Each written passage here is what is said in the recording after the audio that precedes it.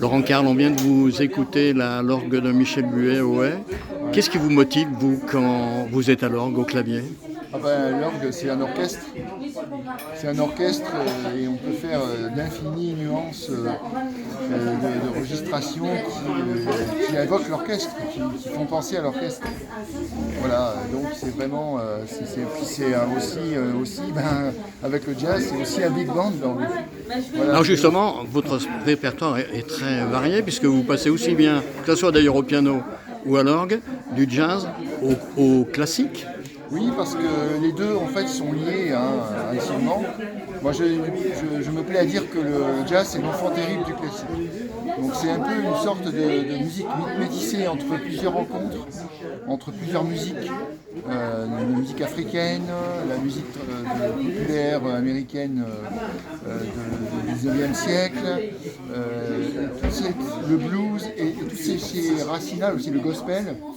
Toutes ces racines-là ont fabriqué un nouveau style qui est le jazz, mais qui puise donc ces racines aussi dans la musique classique, en particulier le début du XXe siècle, Debussy, Ravel notamment. Voilà, donc c'est une musique qui est tout à fait naturelle pour moi. Quand je passe du Rufflet au jazz, il n'y a pas de souci, quoi. C'est vraiment la même famille en fait.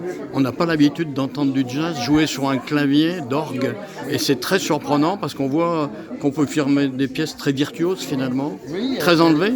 Oui, alors évidemment, ça a demandé un vrai travail d'adaptation, parce que effectivement l'orgue n'est pas un instrument qui traditionnellement est utilisé pour jouer du jazz, parce que il n'est pas un instrument rythmique comme les pianos. On peut avoir des attaques précises et des mises en place rythmiques très précises. Ceci étant, L'orgue non, parce qu'il y a toujours une inertie dans les tuyaux. Quand on enfonce une touche, il y a toujours un petit décalage, très très petit, mais qui suffit pour gêner. Donc il a fallu vraiment réfléchir, repenser les choses. Et donc c'est un peu l'objectif de mon projet Orgue in Jazz, où on entend du répertoire de jazz, on entend des Duke Ellington, Thelonious Monk, Dave Brubeck, des musiciens comme ça qu'on joue à l'orgue en même temps que Louis Vierne, Maurice Duruflé, Jean Alain et bien d'autres. Voilà. finalement, de Bach à Summer Times ou aux Feuilles Mortes, il y a un fil rouge.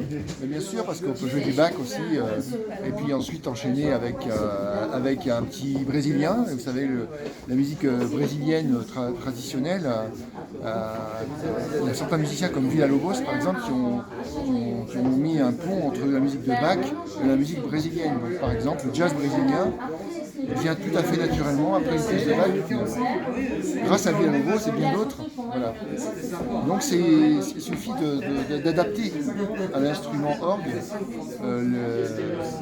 le mouvement, le rythme et les rythmes traditionnels et les rythmes habituels qu'on rencontre dans la bossa nova ou même dans le swing, ça marche aussi. Voilà.